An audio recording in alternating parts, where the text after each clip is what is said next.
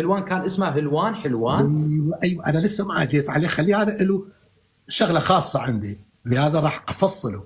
تمام. فهكذا عرفنا كل شيء، كل معلومات مهمه عن تاريخنا القديم. ناتي الى هلوان. ما هي هلوان؟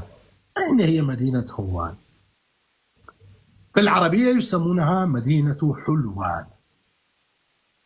كاتب عليه حتى شو اسمه الياقوت الحموي، كاتب عليه، المؤرخين العربيين كاتبين عليه هي اول مدخل بلاد الجبال. تعرف ايش هي؟ هي منقرضه، المدينه مهدمه حاليا. هي مدينه زهاو القديمه.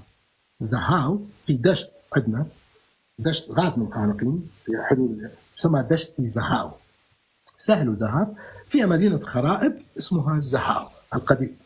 هي هاي مدينه هلوان. طب شو يعني هلوان؟ هلوان هو الاسم الذي يمر به، والتي كانت المدينة مسمية على اسمها. يا أما المدينة مسمية على اسم النهر الذي يمر به، أو أن النهر سمي باسم المدينة القديمة، وعلى الأغلب النهر سمي باسم المدينة. نهر ألوان الذي يمر من مدينة الحبيبة خانقي.